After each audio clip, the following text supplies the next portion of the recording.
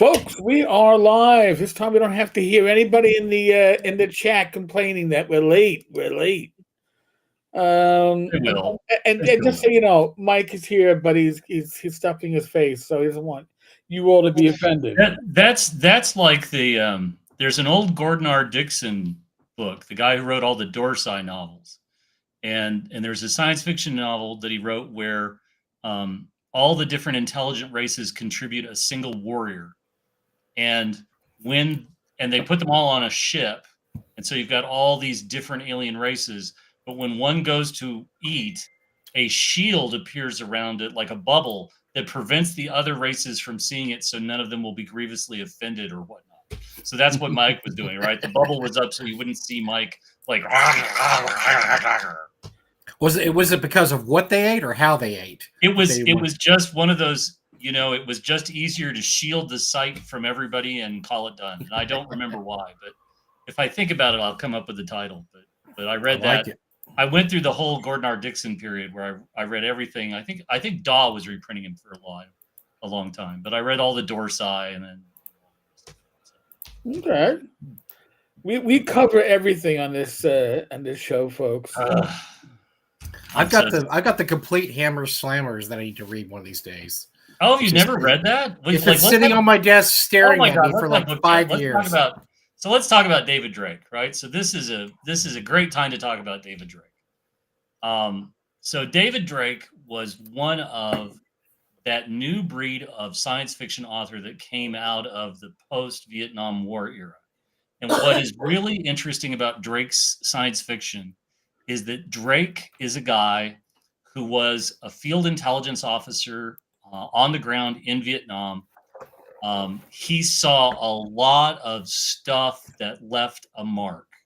When he came back to the United States, he became a lawyer, but he had all these bits and bobs percolating inside of him. And so he wrote a ton of great science fiction and fantasy. He teamed up to write the Belsarius books, which were good fun and alternate history kind of thing. But the ones that you mentioned, the Hammer Slammers books, those are the ones that really got him some attention. And the first, I think the first few were short stories, and they were gathered into one. Then he wrote a couple of dedicated Hammer Slammers novels.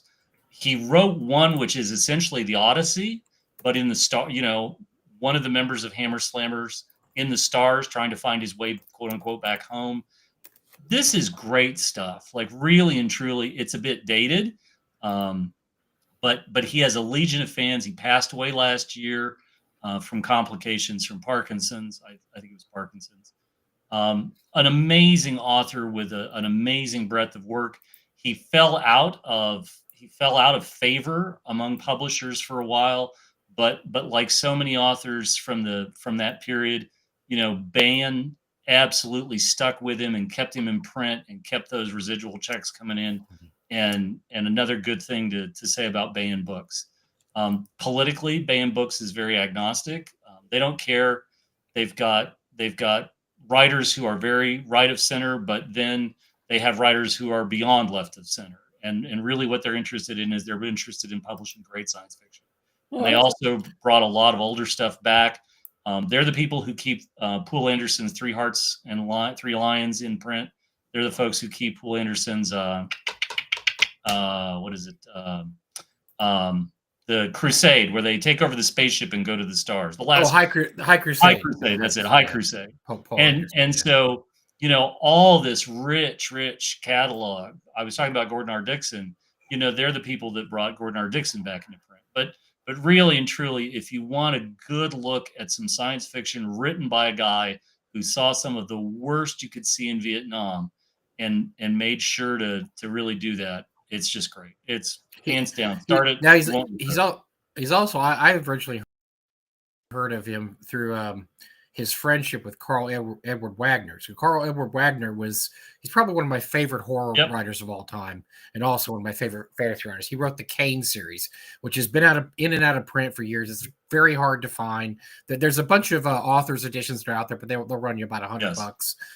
But they are well worth reading. They are some of the best dark horror ever written. Yes. Yes. and he did he also edited the year's best horror stories for about 20-25 Yes. years, and he was very, very good friends with David Drake. They were buddies they were friends enough that unfortunately Carl Edward Wagner was an alcoholic and had a bad problem, and he would go on binges, and Drake ended up ghostwriting a few of the books that have Edward Wagner or Carl Wagner's name on it, including the Conan book that he wrote that everybody loves. David Drake wrote everything past the first chapter. Carl wrote the first chapter, went into a drunken stupor for a month, and then David had to finish that for him so he could get the money for it. Also, he wrote a really interesting fantasy sci-fi book called Killer. Yes. If you've ever read it, it's set in ancient Rome. It's basically Predator meets ancient Rome is what if you send Predator to ancient Rome is what it is. So it's very cool. So yeah, very good writer. And I've always wanted to read the Hammer Slammers, and I bought the collected. It's like a 2 soft cover volume, and I had just been staring at it for 5 years. Oh, just crack it open. I know. God. I know. I got to crack it open. Well, I was waiting for a trip, and then when I go on a trip, I always forget to bring it. I bring something else. But that was going to be my trip book. But I will look into that. My next big trip. So there's one of the things that I really like about Drake's Hammer Slammers book is he really does, every military unit is filled with characters. You just don't understand, like it's almost like central casting. One of the reasons I hate Saving Private Ryan is that literally all the characters are straight out of a like World War II central casting, right? You've got the big Italian guy, you've got whatever. But Hammer Slammers is one where he really does sort of turn some of this on its ear. The best shot in the organization, I don't want to spoil it, but at one point there's an assassination and there's only one person who could have made the shot, and you can't believe he made the shot, but he made the shot. And there's just all these really great characters. They reappear. Some of them get killed off. I got to look up the other author. I would say, let me look this guy's name up because I'll get it wrong and I don't want to. The guy who I think took a good shot at getting the crown, but it didn't quite land as well. There's an author named Robert Frezza, and his first book in this trilogy is A Small Colonial War. And it's really, really, really, really good. It had 2 sequels. Then he wrote he wrote 2 books that were sort of a comedy about how vampirism is actually a virus. It's kind of funny, but he really picked up on what Drake did. He built on the idea that you have to have characters in your military science fiction. You have to have characters for people to be like, I work with that son of a bitch. I know who that guy is, and so on and so forth. Characters beyond cliches, yeah. Yes, characters beyond cliches, because like one of the great moments in Robert Frezza's A Small Colonial War is, a kid starts running towards one of the armored personnel carriers, and of course, right, like this could be a kid with a bomb. And one of the hardest men in the unit immediately whips out a pistol and points it point blank at the kid. And of course, the kid like stops, and it's a water gun. He squirts him with water. And just when you think it's going to take this horrible, horrible turn, actually, well, no. Like he recognized the kid wasn't a threat, but he keeps a water gun for just such an emergency. And you're like, yeah, I worked with a guy like that. I know exactly.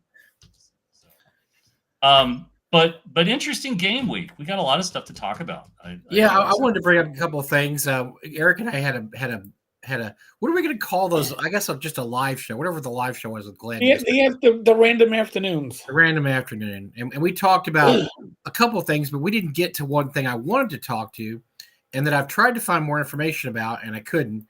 And I'm interested in you guys' opinions.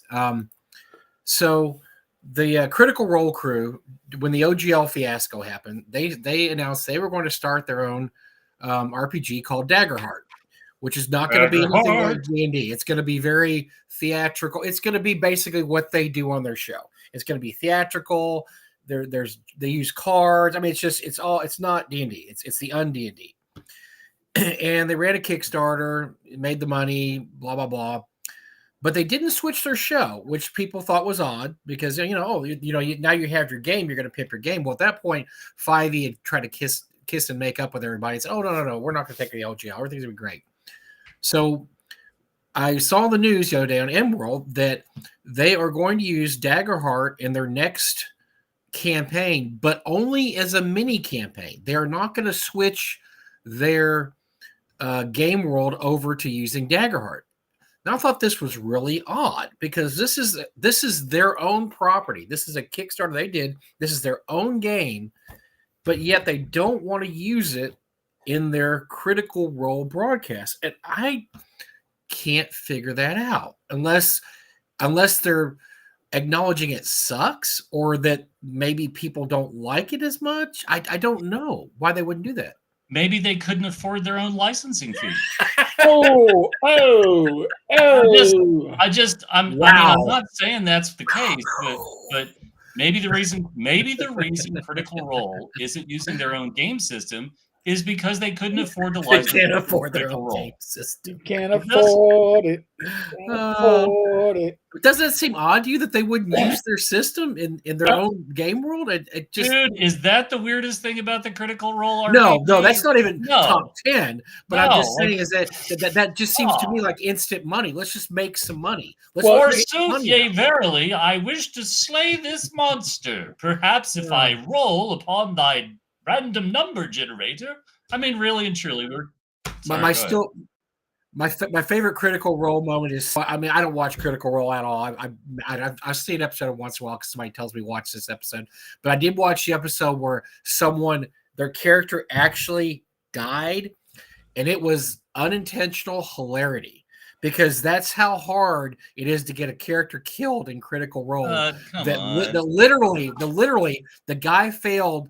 I'm not joking, like 7 saving throws because he had to keep rolling. And then he did something wrong. And then he got a critical miss. And then a critical failure. Okay, we'll roll again. Another critical failure. Roll again. Another critical failure. Then it turned out he didn't have any healing potions on him. Then it turned out the cleric was on the other. And this, that, they go, well, I guess you did. guess you died. And they were like, oh, okay. But that's a What do we 5e do? feature, right? They didn't know what to do. They were like, oh, the character died. Oh, But that's a critical. That's not a Critical Role feature. That's a 5e feature. That's a feature of 5e. I know. Sorry, but Critical Role is built around engaging you in a story of all these characters, and to have one of the character go through 7 or 8 episodes and die was obviously not in their plans for this character. It was like I said, everybody was just shocked, and they were all standing around like, I don't really know what to do now. The character's dead. okay, it was time hilarious. out. Unintentionally hilarious. I did enough community theater to know that the last thing I want to do or bother with is an RPG designed by theater geeks. And Really? and really and truly, right? Like, Yeah. I mean, Mm-hmm. they're bad enough at the community theater level. Like, I can't imagine how bad this is at a professional level. And really and truly, I got nothing, right? Because this seems like a game system more oriented towards putting on a good show than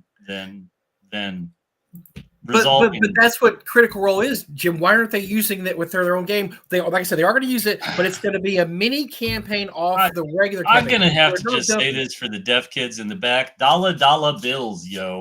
Like, I just got nothing, man. But Foodly says if you have a formula that works, you don't change it all at once. No, that makes sense. They're making It's now that the side quest is a test. And you know what? That makes a lot of sense, right? Like this whole Daggerheart. Daggerheart. It still sounds I mean, I'm better than sorry, but Tales- every time you say that, like I just see somebody in leftover tights from Robin Hood, Prince of Start Thieves. dancing. Still sounds better than Tales of the Valiant. Those are the Valiant. Yes. I mean, This Daggerheart- week on Tales of the Valiant. Tales of the Valiant sound like an old English guy should be choking on phlegm. It was a Tales of the response. Valiant.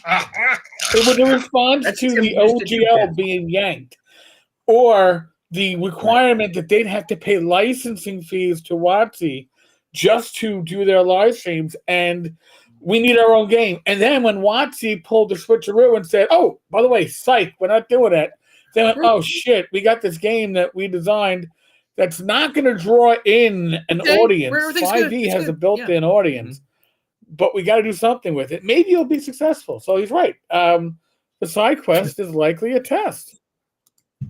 Yeah.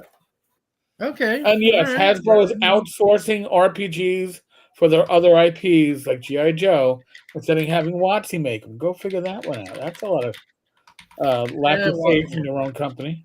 Why screw up G.I. Joe too? They've screwed everything else up. G.I. Joe's already been. Don't even get me started. Don't even get me started. No, don't get Jim started on G.I. Joe. I'm gonna rant, and I'm gonna rant hard. And G.I. Joe has been kicked in the nuts so many times that we just can't deal with it anymore. I was talking about that with somebody today, and I said, like there are certain toys that really leave a mark. It's one reason why we all have like the Holmes box set or the BECMI sets or whatever. But I was 5 years old, and I got my G.I. Joe Adventure Team Land Adventurer. And oh my God, right? That broke me. I was a G.I. Joe guy from that moment on. And when they started bringing out the little guys, the like 3.5-inch guys, I was like, okay, that's your guys' G.I. Joe, but like, that's not my G.I. Joe. No. And we had the big Kung Fu Grip, Jim. Come on. I tell you what, Kung Fu Grip was the most overrated part of G.I. Joe. Oh, the fingers fell off. My G.I. Joe was always like the guy with one hand. I got a guy with these fingers, and the other two are long gone. And I got nothing. So whatever. Put your old G.I. Joe with that stubbly hair into the pool, and they came out with radiation sickness. Yeah, because the hair used to come off. I have some old G.I. Joes that have half a head of hair. I was so in tune. I'm like, this is radiation sickness, man. They got radiation sickness. They're losing their hair. And part of the hands are falling off. Don't be picking on the 50-year-old guy with male pattern baldness, right? That guy's been through some shit, man. That guy's been through some shit. You try wrestling a pygmy gorilla while Big Jim and his close friends are over there watching you. Jesus. Got nothing. Got nothing. Yeah. All right, what else in gaming news? Like, there's a whole discussion in the chat about Mike Merrill's having been on Not Our Show. I haven't watched it. Darn it! He's been on a couple of shows. He's been on at least 3, right? Professor DM. He's hitting it. Yeah, Mike, don't you know Mike Morales? I think you know. I thought you know everybody. I know Mike. Mike's a good guy. Jim knows him better than I do. Jim knows him. Like the whole point of this is not like, well, Mike's going to be making a move. Well, first of all, Mike just landed at Chaosium in the last 6 months. Anything that Mike does he's got his move at Chaosium isn't going to like start to like trickle down to us peasants until like a year from now. Right. So this expectation that suddenly Mike Merrills has appeared and waving his Mike Merrills fingers, things are magically going to become Mike-like. It doesn't work that way, right? Because whatever Chaosium has in the schedule, they're stuck with. Now, Mike can come in and massage things before they go to print, or maybe they're like, hey, this goes to bed, in 30 days, have a look at it, right? That kind of stuff is easy. But if you want to see the impact that Mike is going to make on Chaosium, it's gonna be a little while. And I think that you just sort of have to be like, okay, like let's wait and see what happens. Because otherwise, just because somebody jumps ship, I mean, I can't remember what was the length of time between Gary leaving TSR and when Dangerous Journeys came out. Was that 3 years? Yeah, well, you're forgetting Cyborg Commando. Come on. Everybody tries to. He's forgetting it on purpose. He's trying to forget it. My God! Back up again. Thank you. Yeah. Well, look. So understand most of the interview. I'm sorry. Somebody said that Mike's working on RuneQuest. I knew that Mike was working on RuneQuest. He's talked about that before. He's talked about working on RuneQuest, and I think that's great, right? I am not a RuneQuest person because I can't buy them all, right? They're not Pokemon. I can't capture them all. Yeah. But Mike was very excited to start working on RuneQuest. Mike thinks there's a lot of potential in RuneQuest. And come on, I'm for this because if it makes RuneQuest people happy, that's the first win. Right. Number two is if Mike Merrills creates a product that compels 5th edition people to go, Mike worked on RuneQuest. I should perhaps pick up this new version of RuneQuest. And I'm betting you right now, kid, I'll put a $10 on it, $10 bill on it, that this version of RuneQuest will be the most approachable version of RuneQuest in a long damn time. And it'll be the best looking version of RuneQuest in a long damn time. And I think that's what Mike brings. Yeah. You know, Chaosium is very glad to have him on board. Chaosium is more than willing to let him do what he needs to do to make RuneQuest a success. And if I may pull back the curtain to reveal something, if you want to know where Warhammer 40,000 is going, you only have to look at what happens in Warhammer the year before. Because Games Workshop always tests what's coming in 40K in Warhammer. Whatever's coming in the science fiction is coming in the fantasy version beforehand. And so lo and behold, you know, you want a good idea of what's coming. 5th edition Warhammer came before 3rd edition 40K, and 3rd edition 40K was an absolute flippin' loot home run. And really and truly, I mean, no offense to Chaosium enthusiasts around the world who will hear these words, but RuneQuest ain't the money-making machine that Call of Cthulhu is. But you know what you do? You give Mike a chance to get RuneQuest up and running and make sure that plate is spinning on a stick. And then you're like, Mike, here are the keys to our tentacle kingdom. Go nuts. And that's what you do. And that's what I think they've set up to do. Now, David Thompson raises a great point. Yes, in the UK, G.I. Joe was Action Man. There are a number of uniform sets from the UK that were fabulous. The SAS set is a really, really great one. I always liked the Scots Guards outfit as well. I did not have any Action Man. I got over to the UK, but when I finally got over to the UK, Action Man was a sad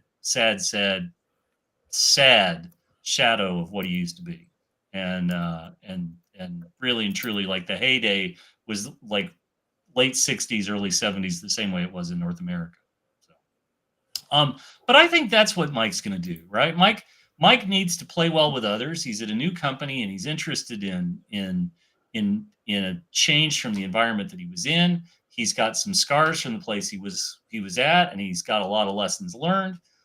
They have a fantasy property, and again, not to make people angry, I think RuneQuest has lain fallow for quite a while. I think I cannot remember anybody who's ever come up to me and said, RuneQuest, you got to try it, right? Raven C.S. McCracken told me more about Cinnabar than I've ever heard about RuneQuest. Well, so RuneQuest, so I told the story before. When I was in college, I went to a small college, small private school, and there was 2 role-playing groups on campus. There was the D&D group, and there was the RuneQuest group. And once they found out you were interested in RPGs, they wanted to know, are you going to play with the RuneQuest guys, or are you going to play with the D&D guys? Now, the RuneQuest guys would make fun of the D&D guys. Oh, that game's too simple. This RuneQuest is a thinking man's game, whereas the D&D guys are like, oh, man, nobody wants to play RuneQuest. It's too complicated. You got all this stuff going on, whatever. So that was my first introduction to RuneQuest, like, oh, it's an alternative to D&D.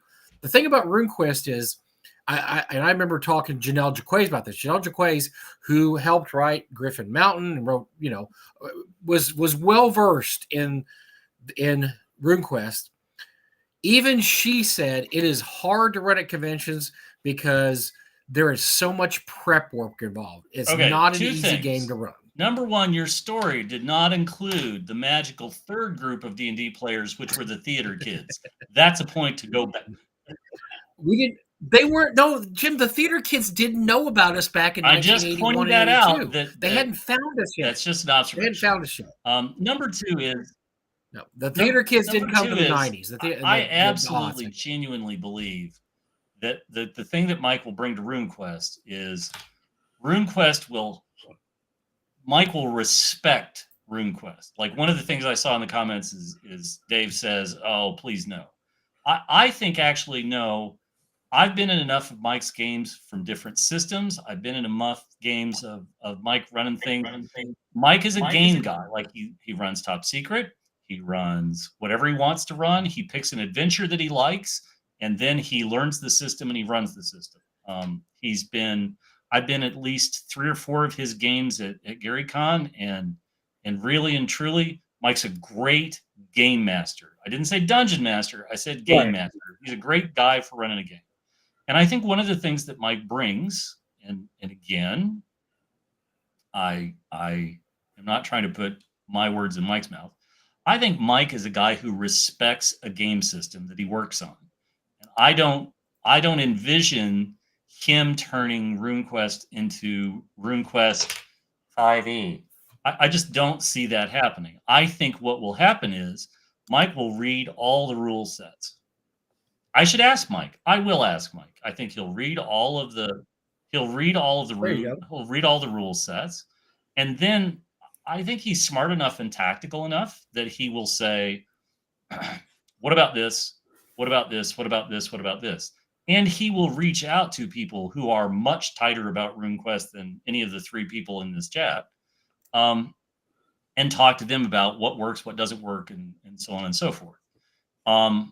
I think that's the foundation for all of this. Now again, right? I've seen a couple of people who are like obviously RuneQuest enthusiasts, which is awesome. Like I'm all for you having the game that you like, but it also has to have appeal on a wider basis than just subsistence hobbyists, right? Right. Because what Chaosium wants RuneQuest to go to another level where it's profitable, where the back catalog sells because people want the back catalog, where new items aren't selling 1,500 copies or 2,000 copies or whatever the bare minimum is to get printed. No, they want it to sell in the 3 to 6 to 10,000 copy range, because the higher those numbers, the more profitability, and that's a better bottom line for Chaosium. So I will say this: I think we're waiting to see. I think we'll get some idea of what's going on soon. I just don't know. I don't know how soon. So, well, I mean, I know. I listen. I know David said it, or somebody else said maybe it was John Miller. You can't run a sandbox with RuneQuest. My first sandbox was with RuneQuest. RuneQuest 2nd Edition. Pavis and Big Rubble is a huge sandbox. And I have a lot of affection for RuneQuest, but I think what the problem with RuneQuest, especially now, is it is so tied into the Glorantha setting that I think they would do well with stepping away and getting a more traditional or quirky setting that doesn't have perhaps a new setting called Hawk Gray. I'm just spitballing. There you go. Just a thought. Yeah, but I mean, I think they need to step away. I know. I think back in the day they had like Quest World, something like that. They realized that they needed to not just have this one setting that you almost need to have a college course to understand what's going on. If you think Forgotten Realms has a lot of moving parts, Glorantha. Forgotten Realms has a lot of moving parts, but most of those parts belong to Ed. Oh, sorry. Oh, did I say the quiet part? You said it out loud. Oh my God. Can we talk about what I've been dying to talk about all week? Yes. All right. So I was torn this week. I was terribly torn this week because a Janelle Jacquet original came up on eBay for sale this week. Ooh. And the cover of Under the Storm Giant's Castle. Yes, it was the cover of Under the Storm Giant's Castle, and I was riven. I was torn asunder because I really wanted to bid on it, and I should have bid on it because it went for something ludicrously low. But $108. $108. That's crazy. It was in rough shape. I think that's a charitable word. It was in rough shape. But it came from the Judges Guild archives. So it's being sold out of the Judges Guild archives. And I don't want to get into a long discussion about this, but I could have bid, I could have won, I could have thrown serious money at this. And I looked at who was selling it and I said, nope. And I walked away. And I have don't say anything about him because you'll get a letter in the mail. He's going to sue you. So don't say anything. But I think it's very interesting, right? Somebody got a bargain. Okay. Yep. But you have to look at who you're buying stuff from. And with a Kickstarter hopelessly overdue, even though they processed refunds, I think that Janelle's words on this subject in the video that she recorded with Joe Goodman are spot on. And I would like to think that Janelle was probably glad it has a new home, but it certainly didn't realize what I would call a market price.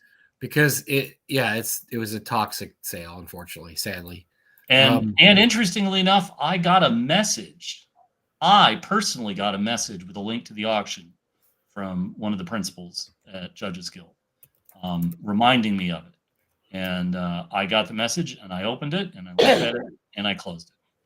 And I don't want to say anything more about it, but they are saying, Judges Guild is saying they're going to put more stuff up, and I'd like to think the same things are going to happen that happened the last time. So I think that's all I really want to say about it. By the way, I'm going to say a few words about Under the Storm Giants Castle. I think it's one of the worst dungeons ever written, but in a hilarious way. It's not. It's just so the best critique I ever saw about it was you're getting a module called Under the Storm Giants Castle. By the way, there's no storm giants in the module, and there's not one storm giant because you're underneath the storm giants castle. You're in a cloudy area. It's clouds. You get to run into such fun monsters as balloon men, who are humanoid balloons. And when you come toward them with your swords, they scream, the pins are coming, the pins. There's also another monster in there. It is a creature that you come upon. It's floating and concentrating. There's no way to injure him and no way to hurt him, but I think he teleports you or something, whatever.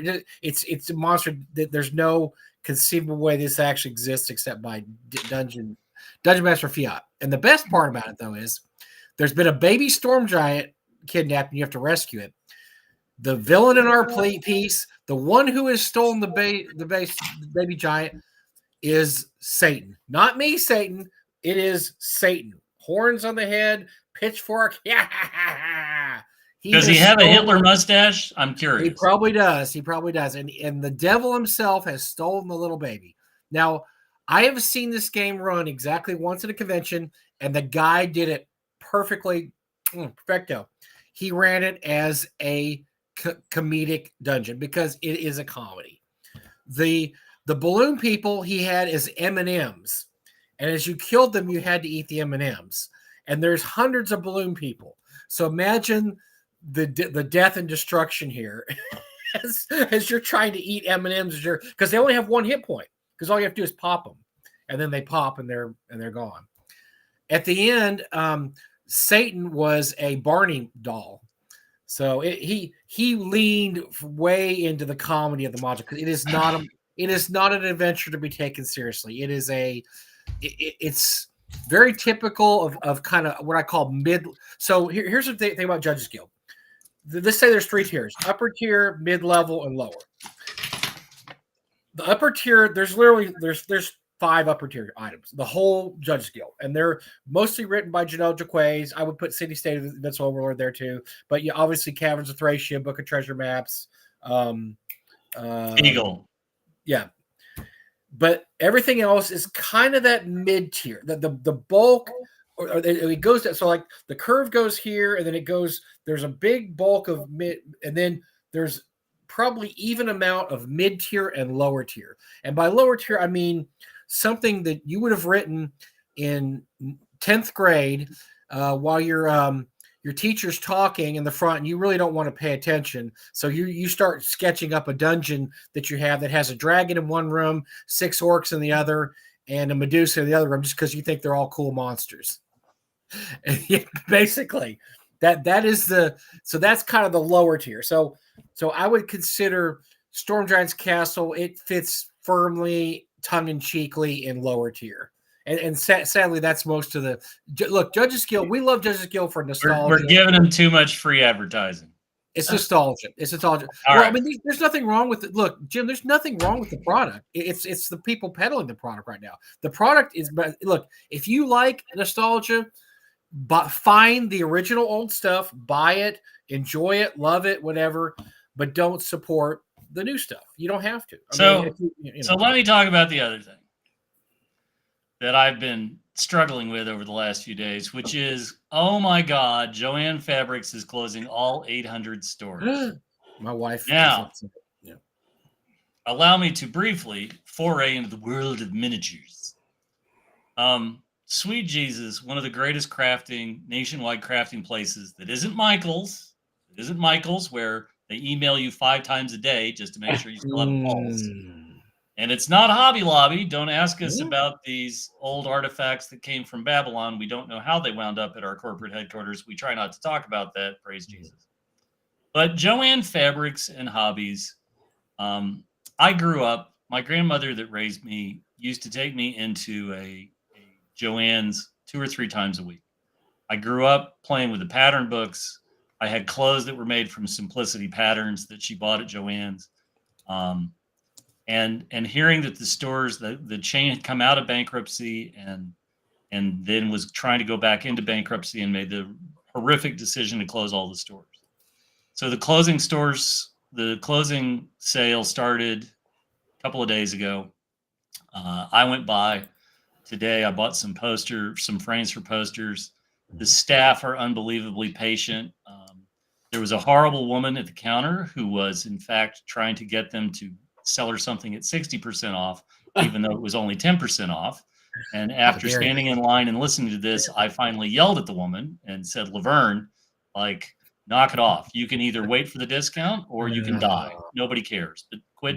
Like I said, these poor people are losing their jobs and you're quibbling with them over a discount. And when I got up to the counter, the manager was like, can you come back tomorrow? And I said, I try not to yell at more than one person. I love Joann Fabrics, and they have all sorts of stuff, right? I bought a bunch of glow-in-the-dark paint today.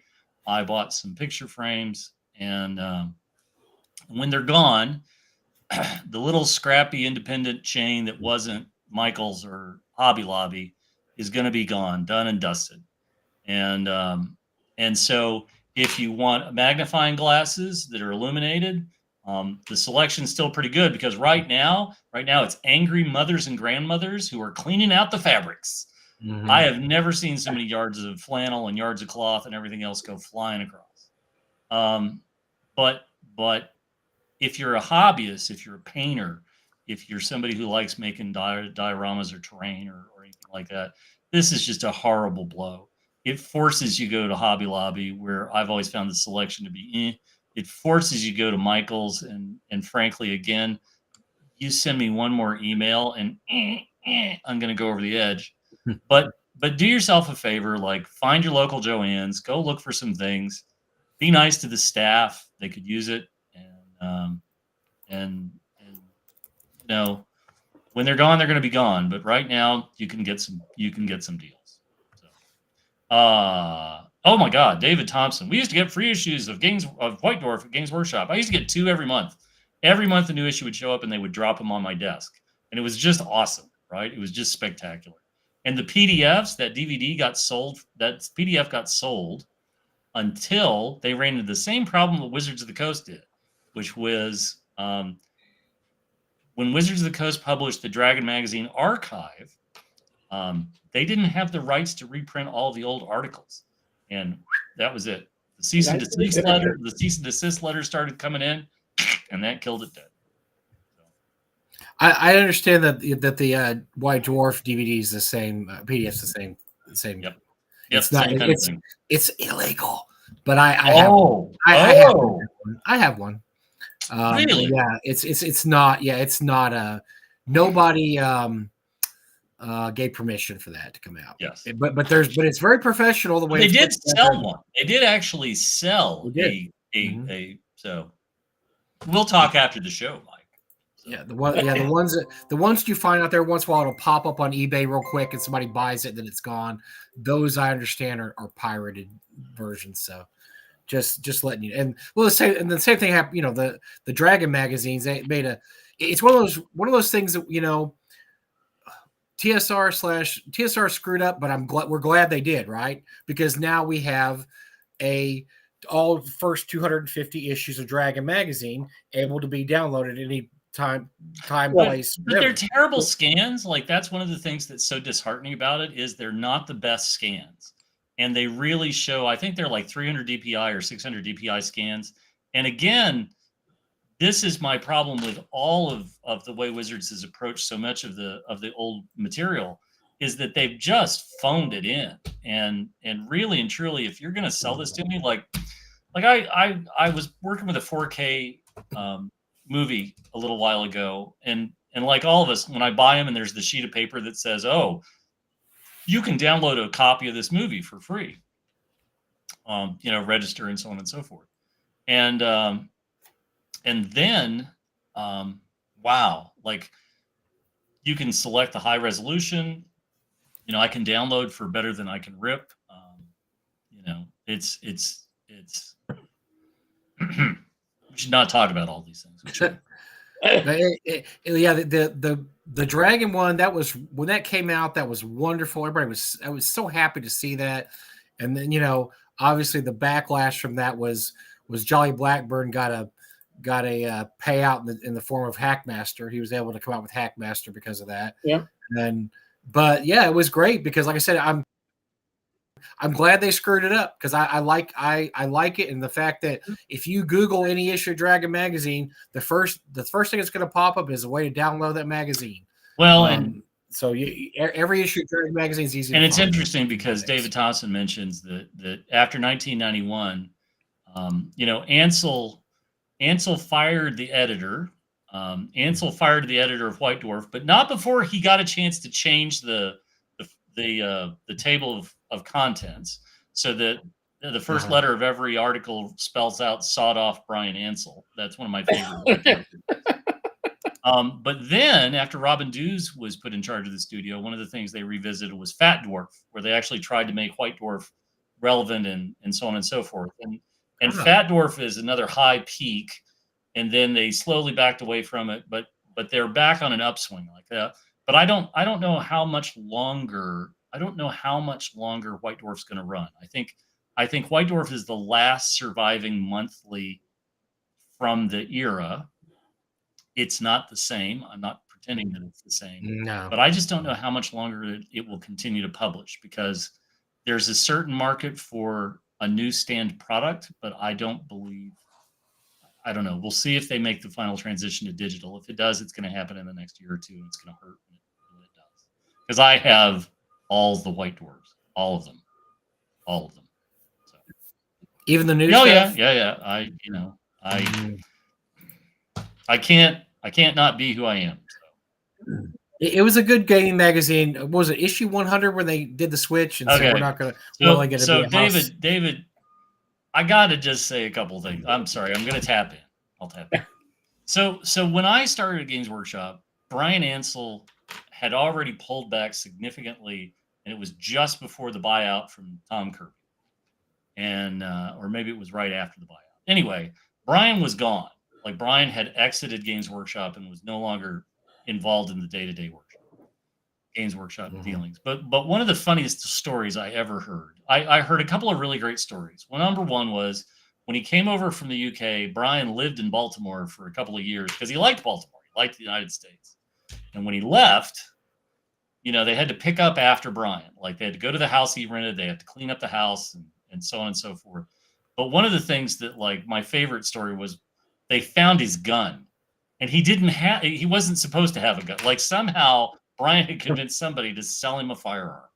And so, like, the office manager who was in charge of cleaning out his house was like, what do we do with his gun? It's like, gun?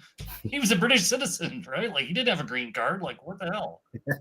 And the other was that Brian was absolutely bonkers. Like, he was in charge, and he was firmly in charge. But my favorite was, you always hear about those stories about somebody who fires somebody because the coffee was bad or the coffee was cold, and that was Brian Ansell.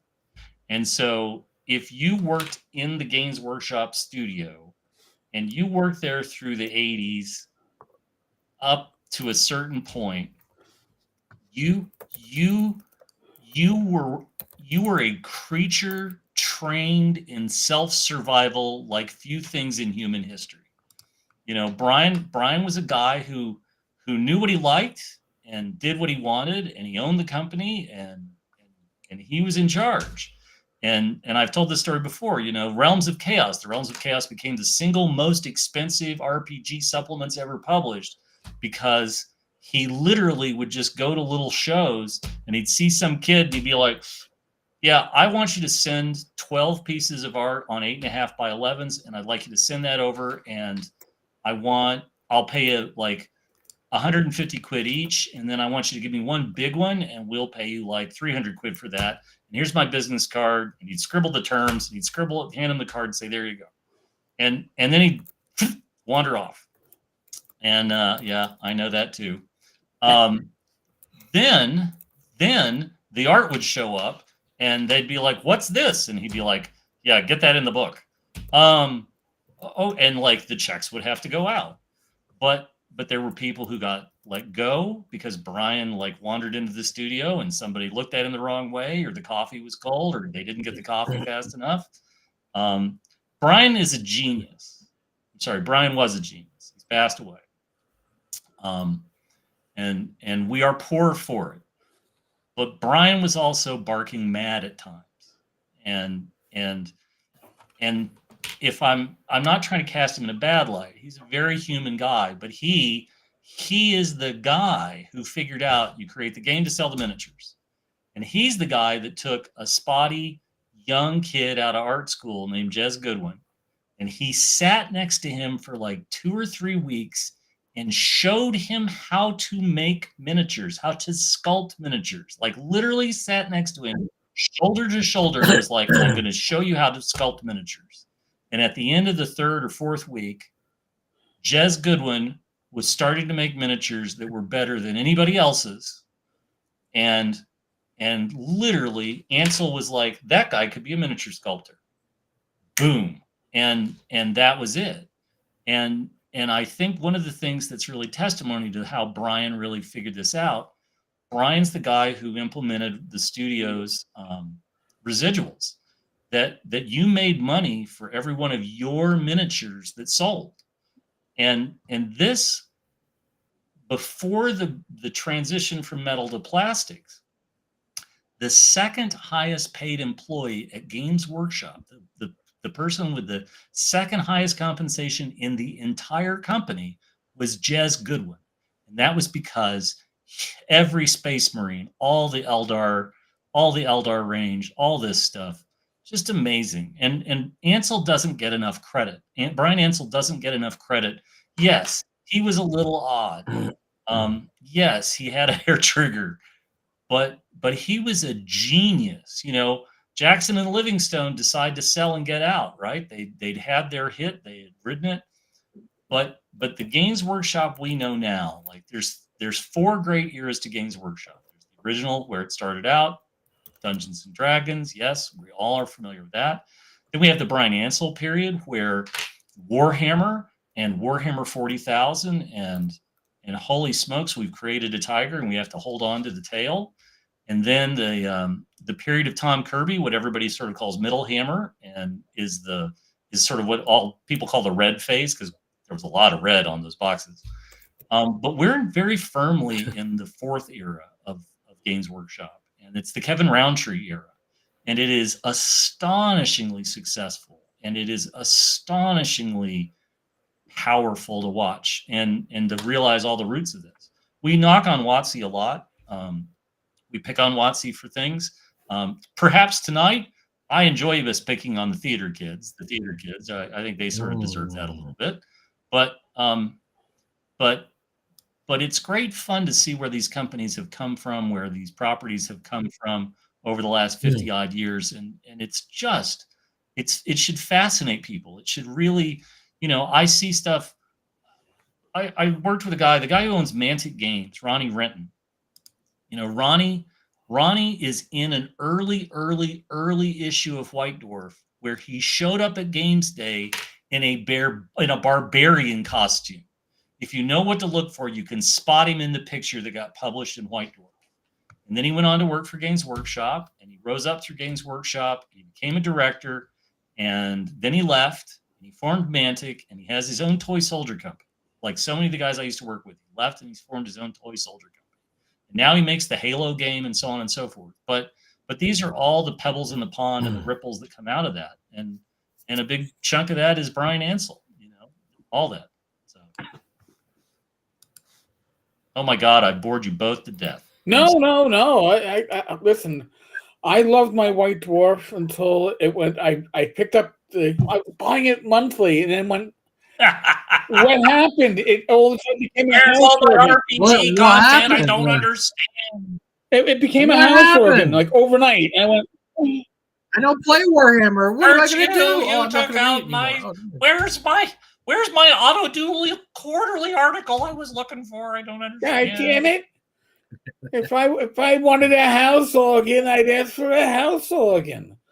So John Miller asks a question. I keep hearing that Hasbro can't make lots of money by selling their own miniatures. There's a couple pieces to this. It seemed to work for Games Workshop. Well, everybody forgets a few things, right? I can't tell you how many times I've had some son of a bitch come up to me and be like, "Your Games Workshop," where the S is a dollar sign. All right. I actually participated in a discussion briefly today with Jeffrey Talanian, where he was talking about how he'd gone into an AI and asked it to say good and bad things about Hyperborea. And one of the things that it said was that the price point was perhaps a barrier to entry.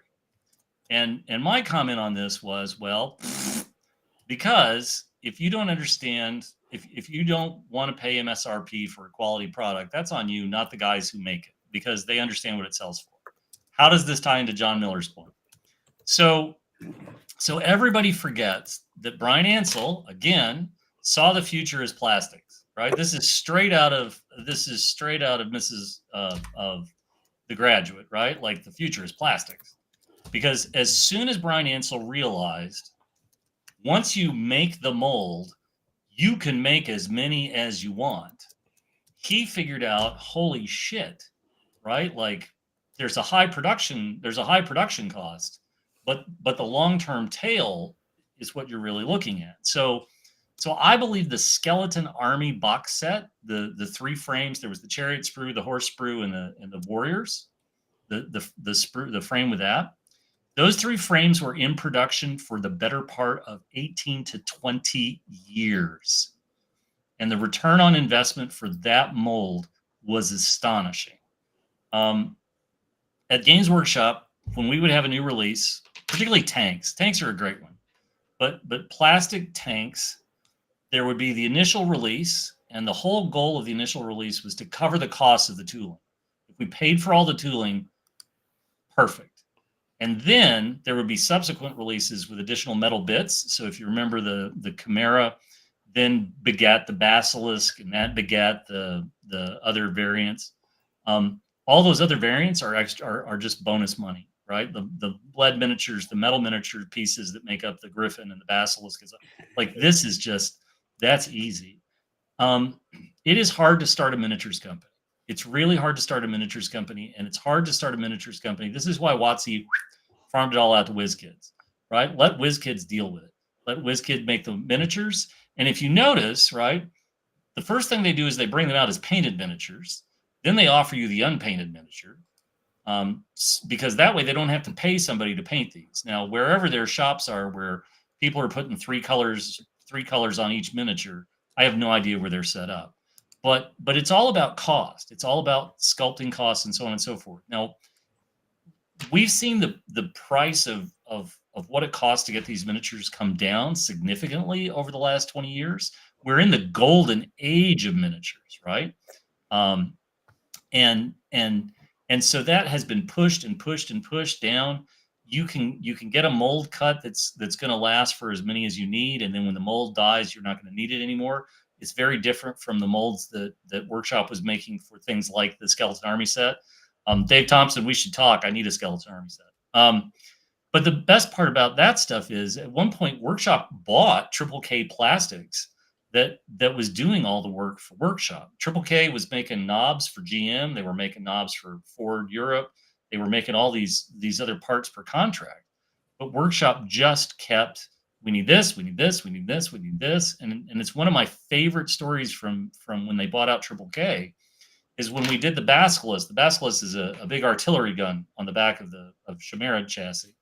And they had a guy who took a day off from Triple K and went down to Nottingham, went up to Nottingham, and was like, if I do this and this and this and alter it, I can put a wheel that will traverse the gun on.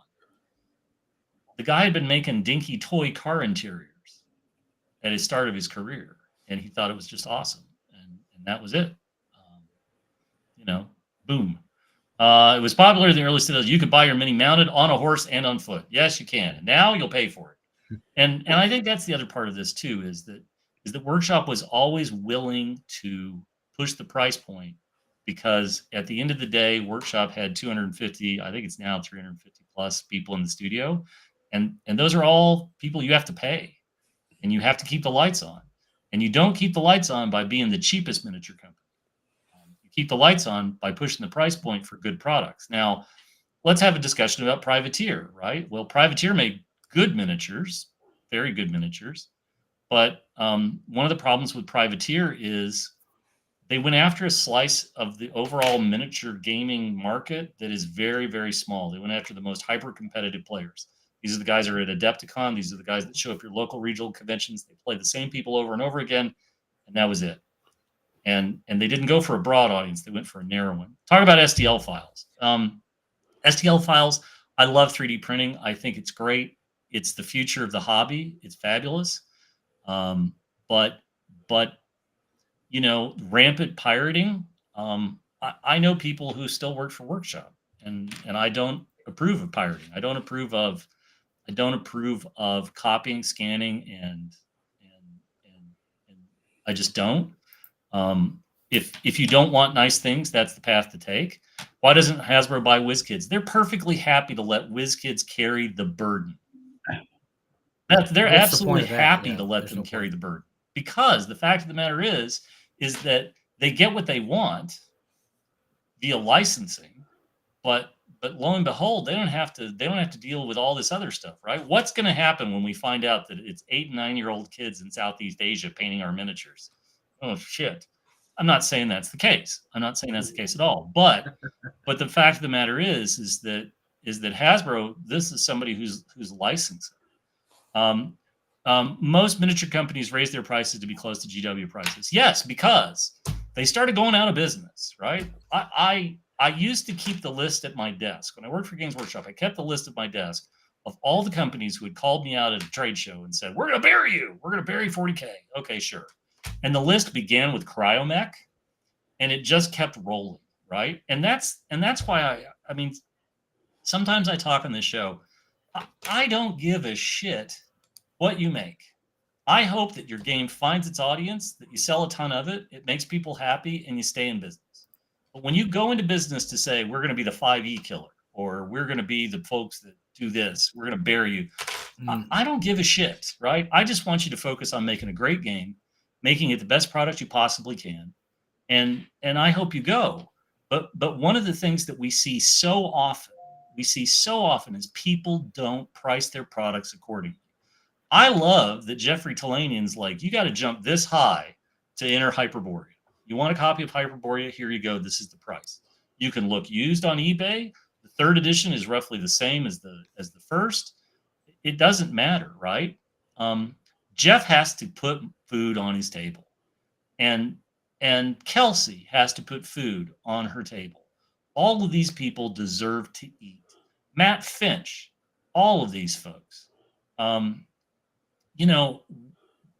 I watch people complain about books, and I think to myself, you're just out of your flipping minds. You're just out of your minds because more than anything else, what we need to do is we need to accept the fact that really and truly, if you want a quality product, you have to pay for it. You have to pay something for it. The only way that you get an unbelievably high quality product at a lower price is if they're printing such an ungodly volume that they can keep that price down, right? You can have quality, you can have quantity, and you can have low price pick two. Because the other is not going to be a part of the equation. And that's it. There's no other way for this to go. All right, let's talk about something else because I've been on a rant here for a while and I didn't need to. I've got something here. This happened a couple weeks ago, and we kind of skipped over it.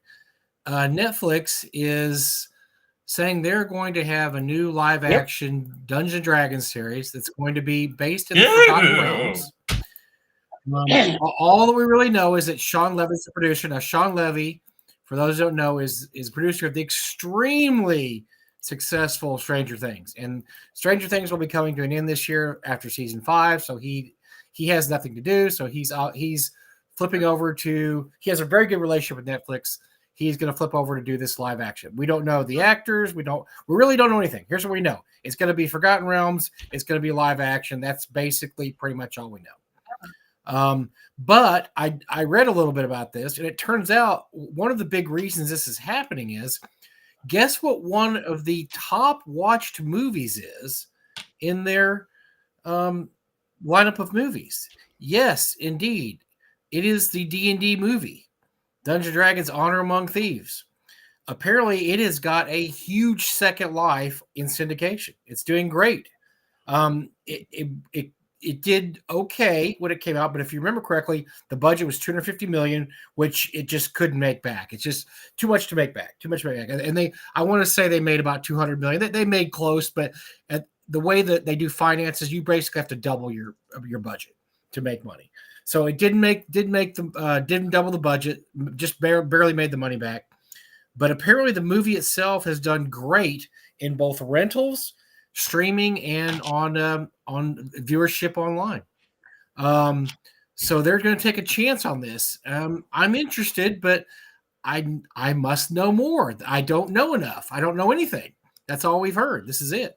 Well, the owlbear of inquiry has questions. Sorry, what?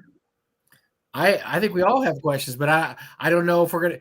This is just something they threw out there that I'm interested in.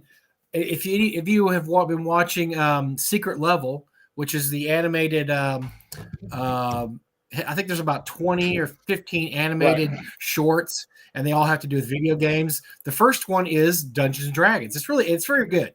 It's a really good, I don't know, about 20-minute movie. Let's put it that way. I think it was about 15, 20 minutes. It's really good. So they're interested in doing this. I don't know what their take is going to be on it. I don't know what their take should be on it. Well, I don't know. What do you guys think? Was this something you'd watch? Well, or do you have to see what's going to happen? I threw up the gross. It was $208 million. The budget was $150, but that's not including advertising. So you're right. It's probably yes, they have to make about $300 million. Yeah. Now, rumors that I have heard is that they are going to draw inspiration from Baldur's Gate 3. Which could be good, could be bad, but the feeling is, again, from what I've been seeing hints of, is that Baldur's Gate 3 was so popular that why not bring those characters back to life and gives you a built-in audience for this directed Netflix series. So interesting. I have thoughts. So I mean, don't get me wrong. I'm for this in theory, but I'm afraid it's going to. Okay. When's the last time you watched an episode? I'm going to throw this out to everybody, right? Uh-oh. Those of you in the chat, I want you to tell me the last time you watched front to back the whole thing, no interruptions. You didn't stop. You didn't turn it off at some point. When's the last time you watched an episode of Buffy the Vampire Slayer? In the last week, I'm going to tell you, you Buffy probably the know my Vampire story. Slayer, Xena Warrior Princess, or Hercules? Okay, I watched Buffy this week because one of my channels on the whatever the TV source you use is an all Buffy channel, and my God, it didn't Bingo. age well, Jim. Did And- not and age so well at all. I- I was a big fan. I was a big fan when it came out, but it's not just Josh Whedon's a perv that we all know now. It's just the fact this is 20 years ago, actually 25 years ago, really, and it just was Terrible. cheesy. The special It's effects terrible. were terrible.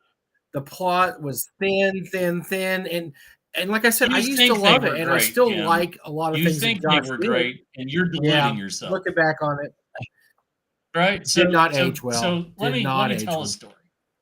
I remember running home from school to watch Star Blazers, the reskinned version of Space Battleship Yamato.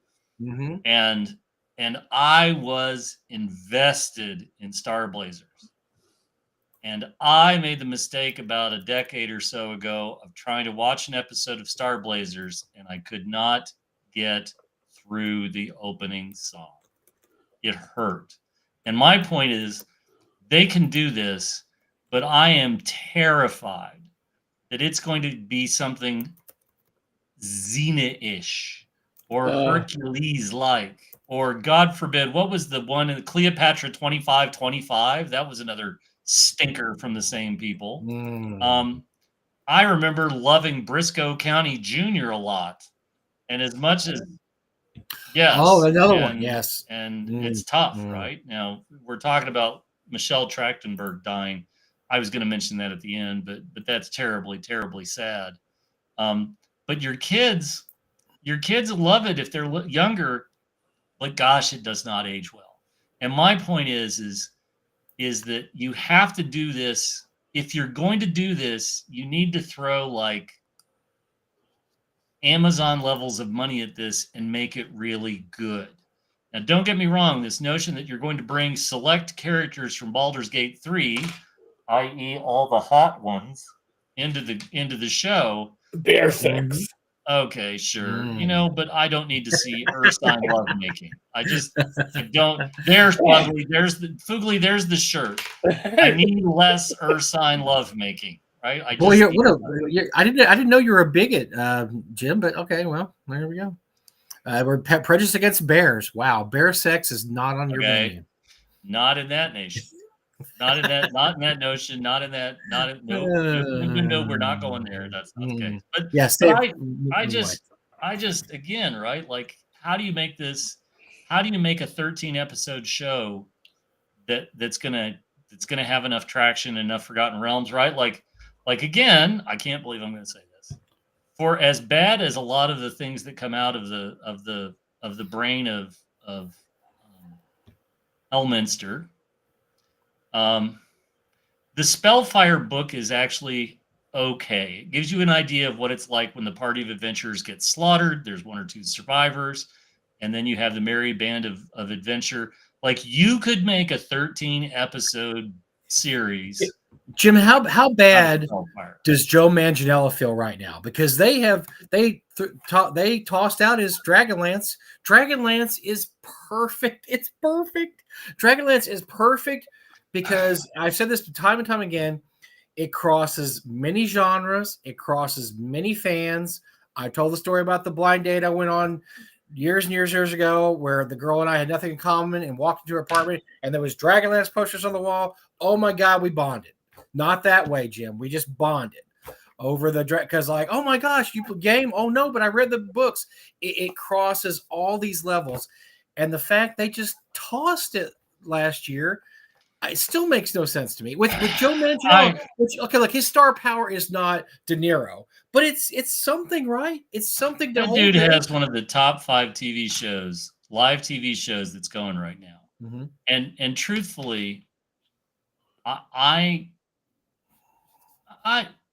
have a sense of how Joe feels about this, but I don't think it's fair of me to say and I don't think that it matters, because really and truly, somebody at Netflix, like Netflix, every once in a while gives you something. What was the movie about, the one-off movie about the invisible ghost that killed people? Spectral, where they send a special forces team into an unnamed European nation because there's some sort of weird thing Oh killing yeah, I people. remember that. Yes, Right, I right. totally forgot about that. That was Wow. an effective one-off Yeah, movie, it was and good. it was good fun. Now they've also got a couple that are, I'll call them Hallmark adjacent romantic comedies. They're not awful, but I've seen worse Well, on Jim, Hallmark. well, think about this though. So there is the Stranger Things connection, because you have Sean Levy here who did Stranger Things, which was a massive, massive hit. It's hard to tell people now what a massive hit this was. What has it been? 8 years, 10 years? It's been a while now.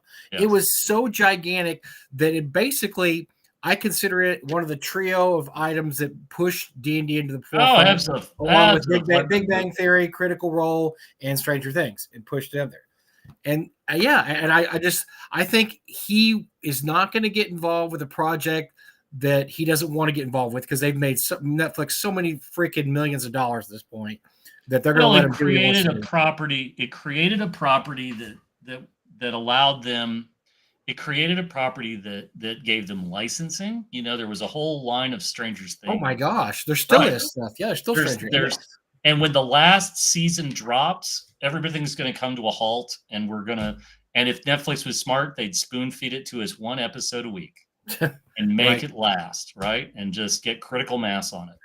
But I mean, again, I hope it works. I think it's great. Sure. In theory, I think it's great, but I know how painful these old shows are. And if they don't have the budget and they don't make the effort to pull it off, it's just going to be. Well, I mean, I talked about this last week, and that I have a hard time watching Babylon 5, which I think was a brilliant show. Oh, we talked about that, right? But it doesn't age. I don't think it aged very well. The special effects are terrible now. The writing's kind of, it has not moments. Great. It's 90s. It's the 90s. It's the 90s, man. It's what's his name? Begins with an S, that created the show. Straczynski. Straczynski creates the show. Michael Straczynski, and there's times where the dialogue just takes itself too seriously, right? The great thing about The Expanse was you genuinely believed these were real people because they talked like real people. They swore, they didn't like each other. There was only one character that was really written a little bit over the top, but he didn't give any fucks. And we liked him because he killed all the people who deserved to be killed. And as soon as we got that, we were like, okay, this is the Dirty Harry type character, and we're all on board. Like, this is fine. But I don't know. We'll see.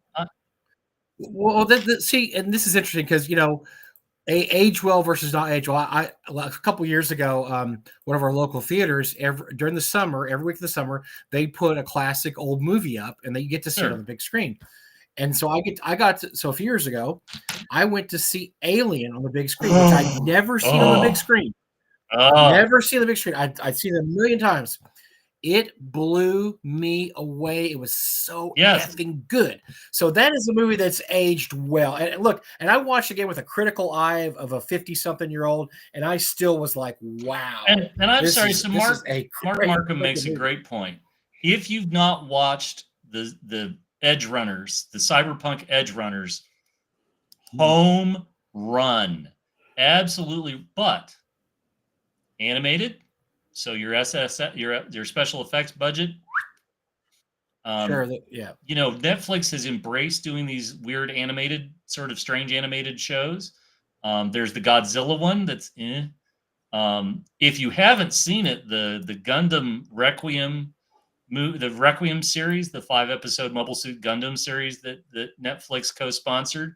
The best part of that is, I think I talked about this, the best part of that is the Gundam is always supposed to be the good guy's giant suit.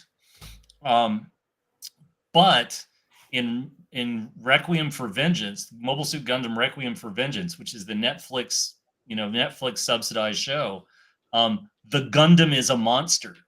And the first episode has all the sort of space Nazis, the Zeons, are on Earth, and they're trying to do a retreating defense out of Europe. And when the Gundam shows up, it kills a lot of people, and it's unstoppable, and it has gleaming red eyes, and it's Jason, except instead of a machete, he's got a beam rifle, and he kills everything and everyone, and he can't be stopped. And at the end of the episode, at the end of the first episode, you're like, what the hell am I watching? Because it's unlike any other Mobile Suit Gundam series. Like, it's just a visceral gut punch, because when it shows up, you know it's coming. But when it shows up, bodies are dropping left and right. And the animation is good enough. It's not great, but it's good enough. But a high recommend on that. Yeah, and Cyberpunk Edge Runners, if you played the game after they got it patched and it works, there is the opening first episode shows time dilation in the most horrific way possible, where the bad guy speeds his nervous system up so fast he can go and do whatever he wants, and he does, and it's just awful. Like, there's police hitting the ground everywhere. It's really tough. It's a good show. So I was looking at I was trying to rack my brain about sci-fi or fantasy shows that have aged well, and I did find a list online. I don't agree with a lot of these, but I haven't seen this in a while. Has anybody seen the new Battlestar Galactica in the last 4 or 5 years? I remember that really liking that. I don't know if it's aged well. Stop. I don't know. At the end of season 2, just call it right, because the first 2 seasons are great. First 2 seasons are and the standalone movie Razor is pretty hard. It's pretty good. That's the one that actually shows everything that went on with Commander Kane before the Galactica, before they caught up with Galactica. That's okay, but Jesus, just stop at the end of season 2 and say, well, this was good. Before they started finding Cylons everywhere, everybody's a Cylon, and you're like, wait, that just makes plot hole. You can drive a truck through. I tried watching some Stargate randomly, and even though it's the least, I think the least regarded Stargate series is Atlantis, but Star Trek or Stargate Universe, actually, there are moments in that I kind of enjoyed, but I just didn't think it was plausible, and I thought they should all be dead like within the first 30 days. I'm trying to think of other shows that have held up. Yeah, I wasn't a big. Sorry, go ahead. I wasn't a big Stargate fan, and I thought I've seen a few episodes of Stargate in the last few years. I'm like, I don't think that aged very well. Really don't. No, I'm afraid it doesn't either. I'm trying to think. So, yeah, Battlestar Galactica is the most recent one I can really think of. I don't know. I'll have to think about this and think about what aged well or what didn't age well. And this is part of the problem, right? Is that episodic television, once you understand how it's made, and once you understand that you don't get an hour, you get 42 minutes. Yep. And it has to have the intro, the stinger, the first 3, and then the wrap up. Like, the segments. Once you understand that, it's really hard to watch television that way, and it's really hard to watch television and understand and get invested in it in a way that makes sense, right? Because you just expect it to be what it is. Now Babylon 5 tried to crack that formula here and there. We have things like Twin Peaks, where they just threw formulas out the window, and that's one of the reasons we get hooked, because it didn't go the way we thought. America, Western culture, we love water cooler television. We love the kind of television that when we watch it, we then the next day go into work, and the odds are all the people you work with, at least half of them watched it because it had momentum, and it had something going for it. Right. Well, I'm a sucker for brilliant pilots. I mean, if you get a brilliant pilot, like Twin Peaks is a good example. Twin Peaks brilliant first episode. God! Friday Night Lights. Friday Night Lights had one of the best pilot episodes I've ever seen in my life. And the movie was a spectacular movie. Amazing show. I mean, but I always tell people, if you want to know what horror is, like if you want to know like Call of Cthulhu horror, the opening of Twin Peaks pilot where you've got the guys working on the railroad tracks, and the girl stumbles into view wearing nothing but a slip covered in blood, nonverbal moaning. It's one of the creepiest scenes I've ever seen on broadcast television. And to this day, I see it and I just get chills, right? That's the kind of gut punch horror. And the problem is that we don't have a lot of television. We've split out all the ways you see television, right? So now if something is on one of the services that you don't have, you have to figure out another way to watch it. Heroes had it to some degree. Dandelion says Heroes, and I don't disagree. They had a great pilot episode, but it went down quick.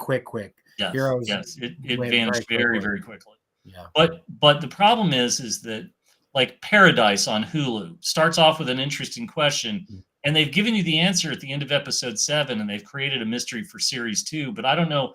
That seems like such a short series for 7 episodes. It's just, and we're done. I think one of the issues we have now is network television is pretty much that they've stuck. There's nothing daring on network television. Let's put it that way. Anything that's going to be daring or interesting or unique is going to be on one of the networks like Prime or Peacock or Netflix, something like that. That's where those series are going to go to.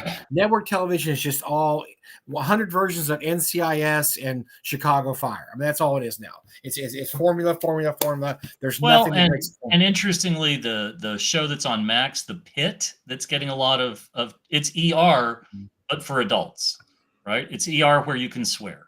Okay, great, sure, And Michael Crichton made a lot of money on ER.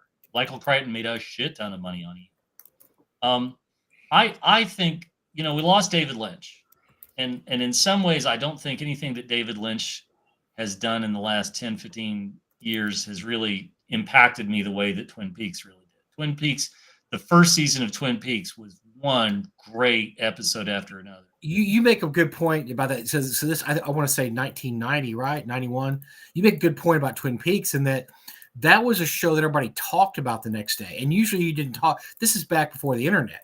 Right. So we're talking like you said, water cooler talk. You actually were talking to people you worked with. It's like, man, did you see that show? That Holy was shit. crazy. Yes. You see what happened? And, all the stuff. And I believe that I want to say the pilot episode was a 2-hour premiere. I think it was a 2-hour premiere.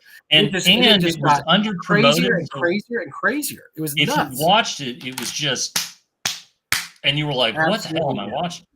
But we just don't get that as much anymore. And like I said, everything's very, especially network television. We're not going to get it at all. We do get it somewhat on the, on the other channels, on the premiere channels. But even then, I don't know. Are we? I think we're kind of jaded now. Really, we're jaded by it takes a lot to. Oh, I'm shocked.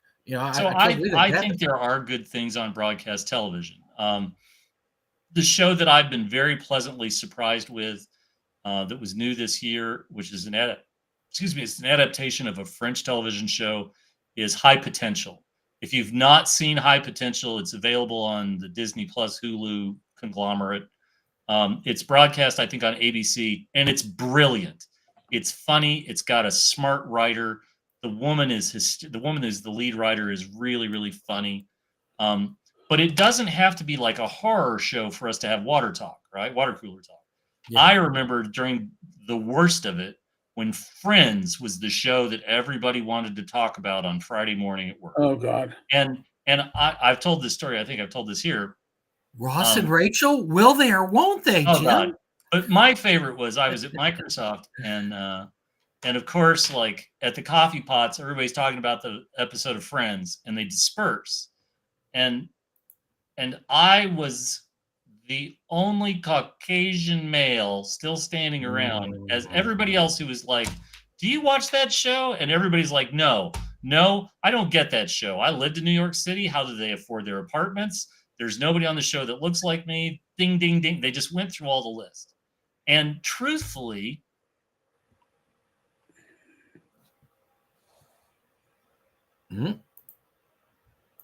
you're muted. Oh, Jim, what happened? No sound. Man, I was waiting for the truthfully. Yeah. Damn it. He's not muted on my end. Wow. There you Hold on. Oh, there you go. There you go. So, so to have a water cooler show, you've got to have something that pulls everybody into the process. Like the show that desperately needed, the thing that needed to be made into a movie was not Under the Dome by Stephen King, but The Mist. You give me a 13 episode series of The Mist, and I will gut punch you every step of the way. And that's what made the Mist movie work so well. Am I out again? No, you're good. No, I hear you. Okay. I hear you. So the Mist, the worst thing in the world is the ending of the Mist, the movie, right? It doesn't end the way it should because the army shows up and saves everybody. But the thing that, well, yeah, I wasn't going to talk to that piece of it, right? I'm not going to spoil everything. All right. But you know, the when you find the two soldiers who killed themselves rather than face what's out there is when you have this, oh shit, they know what's coming, right? They know what's outside. You could build on that. You could build and build and build on that. I have an assignment. I have an assignment. If you're watching this, I'm going to give you your homework assignment. We'll talk about this next week. I don't want to talk about it tonight. We spent enough time about talking about television. But I would say this. I don't remember. I think it's MeTV. In the Mornings has two shows back to back. Number one is they have Perry Mason. And this is from 1962, 63, 64. It's in black and white. And then they have immediately afterwards Matlock with Andy Griffith. I'm not asking you to watch Matlock. I'm not asking you to watch Matlock. But what's striking is Perry Mason was filmed. Perry Mason was actually filmed. And the quality, even if you're not on the HD channel I don't think Me is in HD. I'm not 100% sure. But the picture is astounding. Matlock was taped, and Matlock looks like hot garbage. No, you're right. You're absolutely right, Jim. Right. But then that wasn't just that. Look at an episode of The Twilight Zone. But yeah, I mean, Rod Serling so was a genius. First of all, what I want to point out, great. What I want you to do is pick an episode of Perry Mason. It has to be black and white, ideally from the first 3 or 4 seasons. But watch the episode and don't put it on your DVR or whatever, but watch it twice. Like watch it to watch the plot and how the dialogue's written, because the dialogue is written for people this smart. It's not written for people down here. It's written for people. If you don't know what the big words are, you're going to have to stretch and figure it out. But they use character actors. They hit all of Hollywood. They bring in people for episodes. The dialogue is snappy. The cinematography is excellent. They have no problem using different sets. Yes, there's always a courtroom, but all the other little bits and pieces, if they go to somebody's home, they go to somebody's home. If they go to a business, they go to a business. If they go to the wharf, they go to the wharf. But I want you to watch an episode of Perry Mason, and I want you to think about running a modern day RPG or a something set in the 60s or whatever. But look at it through the eyes of, I'm jaded by how much bad formulaic television I've watched. And then watch the show that was so fucking good that not only did the series have a long run, but then they made movies and then they tried to revive it. But it's a brilliant, absolutely brilliant TV show. But then, if you can bear it, Earl Stanley Gardner, by the way, was a great writer, and they had law classes go over his books. He wrote, 120 books. He made mistakes legally twice in all of his books. They hold up. The law is the law in those books. And then the shows do the same thing. They don't screw out. They don't have surprise things that pop out of nowhere. Like, that doesn't make any sense. No, everything makes sense. But watch the first 5 minutes of Matlock and then turn it off because it's terrible.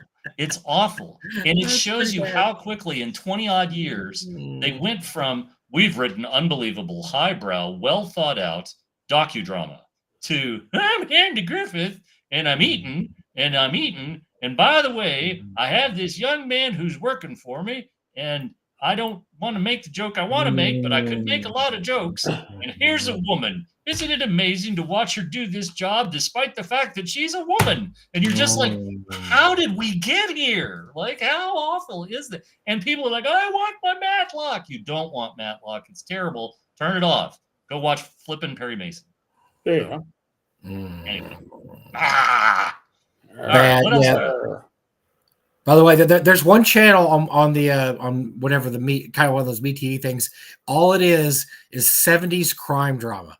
So if you want to sit down with a whiskey on a Friday night and watch back-to-back Starsky and Hutch, Mannix, Cannon, all the Columbo, you will be in a stupor in 5 hours. I gotta talk to that then, because you just tapped me in and I'm gonna have to say this. So here we go. So my high water mark right now. All right, I gotta confess. I owned an Adam 12 lunchbox for when I started first grade.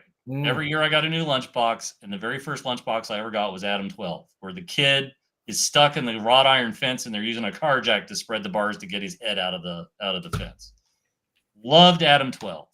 But the show that was even bigger than Adam 12 for me was Emergency. Oh, Emergency. Oh my God, right? Emergency is so wonderful and such a great peek at what it was like to be a firefighter, an EMS guy at that time in California. And I'm going to give you a tip off here. Hold on one second. I got to get this out of the pile. I'm so sad. I own a copy of the Dragnet movie. Nice. I haven't watched it yet. But I'm a big fan of Jack Webb because Jack Webb was a guy who wanted authentic television.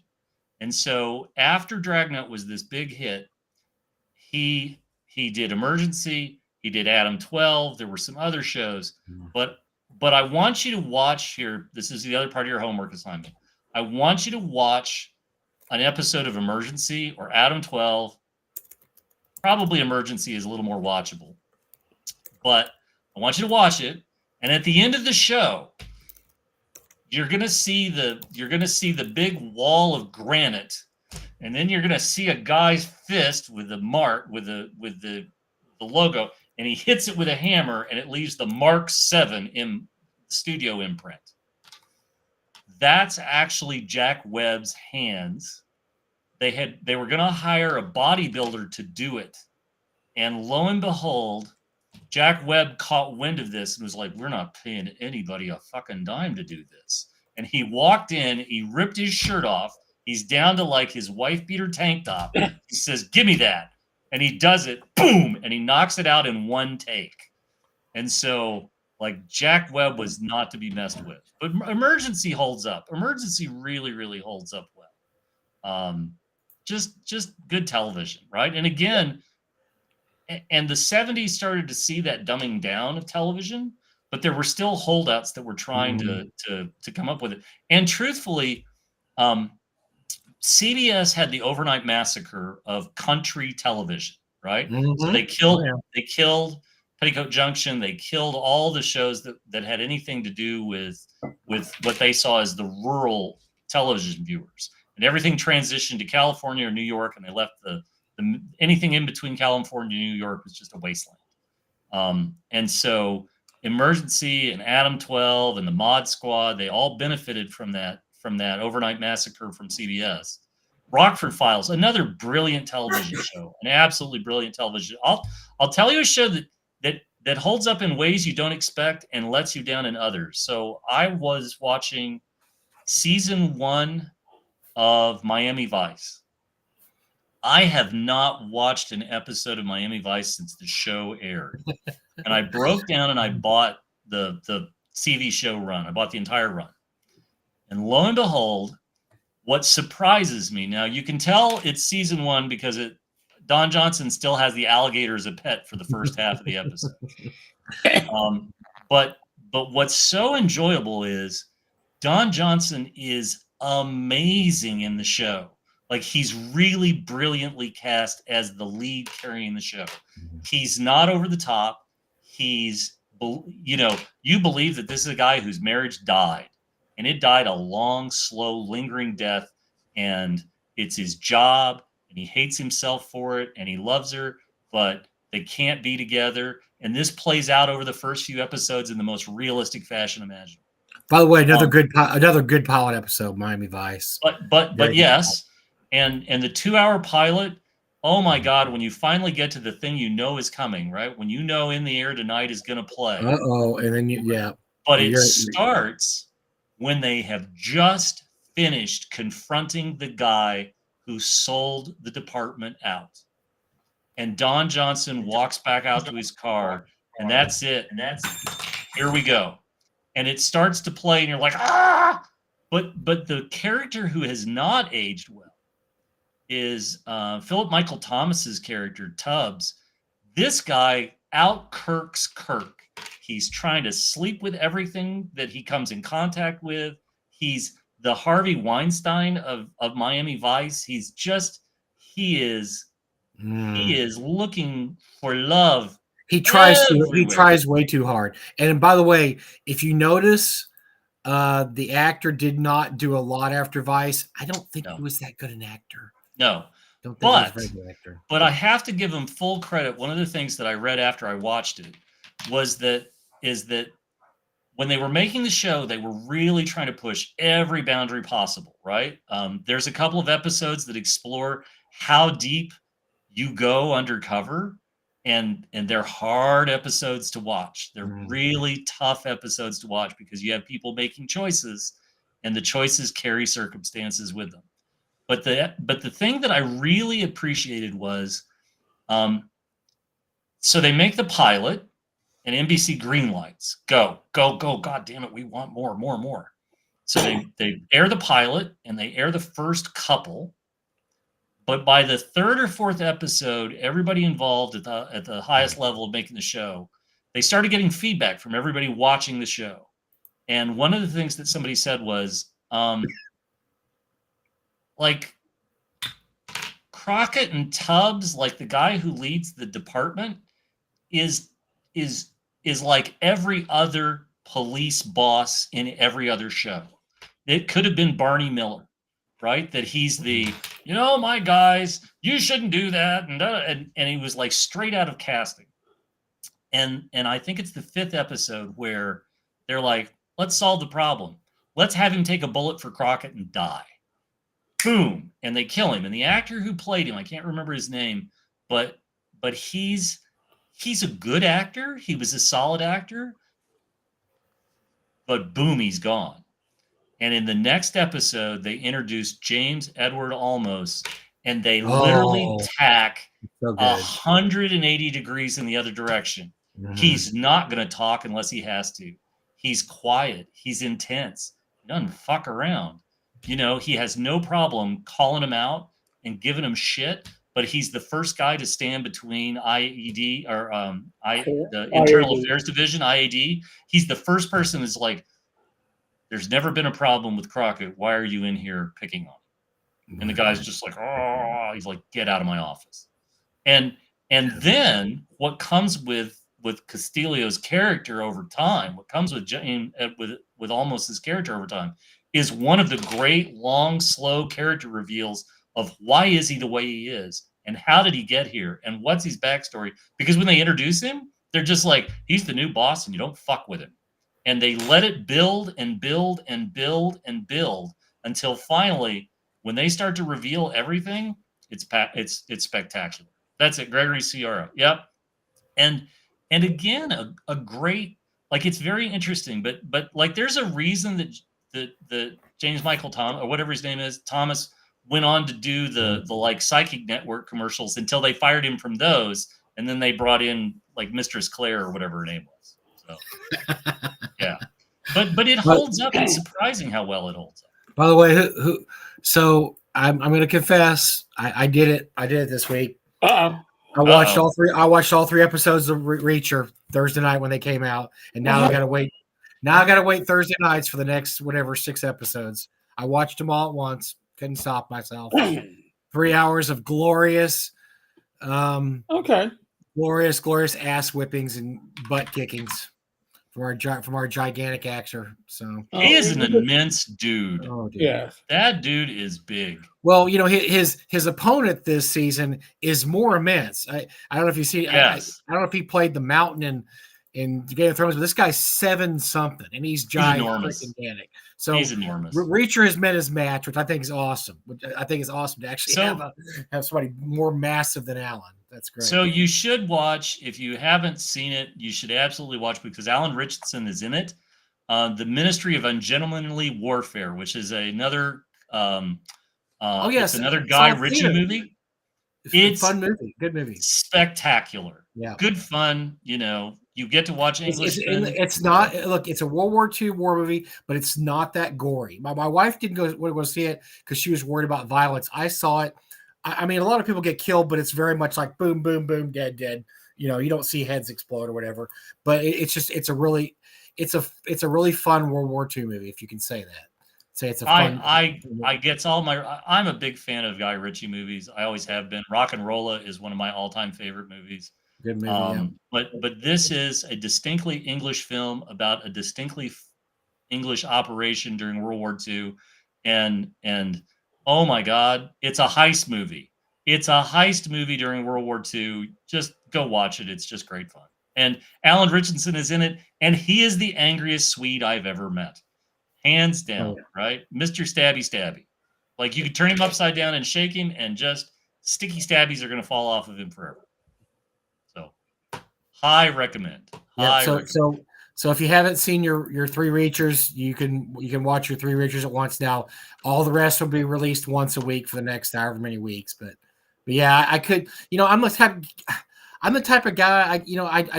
Hold on, wait. I eat my dessert first. Googly has to be stopped now. We don't talk about the Titan series. It was so abysmal. No, we're not going to go there. About it. We're not doing that. No, we're not doing that. I look. I have nightmares about that still. No, we're not. Oh, it was terrible. It was awful. Okay, so what else we got gaming wise? We've wandered through a lot of movies and television today. What did we have yesterday that we talked about? You and Glenn and I that we didn't get Jim's opinion on. We had a long conversation about something. And I can't remember. Dating and D&D, not actually getting. Dating and D&D. Getting. You did a video. You did a video. Pathfinder. NPC Core book, which is coming out in March, includes numerical ratings for how your relationship is with NPCs, and it supports polyamorous relationships. It's actually in the article. I had to because Jim, that's the one thing we always wanted growing up. I'm sorry. We never wanted growing up was to act out relationships with other people at the table and or NPCs. I don't know how to.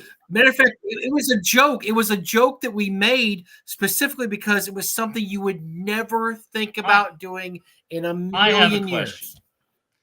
Do the rules for the polyamorous encounter include the chair for the third wheel to sit in, like every hotel room has, so that they can just sit there and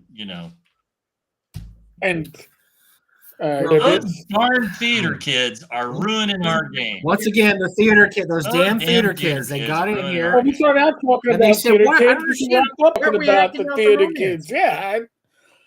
Listen. Why are we acting out the romances? Let's act out the romances. No, we don't act out the romances. But why not? Listen. And then Mike, when I was 17 and running my AD&D, my friend, and I will name him Dave, who's got an important position in the real world these days. Dave, good friend of mine, still is, wanted to hit on a bartender, and then he wanted me to tell him what happened and describe. I'm like, dude, fade to black. I'm not discussing it. I'm not role playing this shit. It ain't happening. I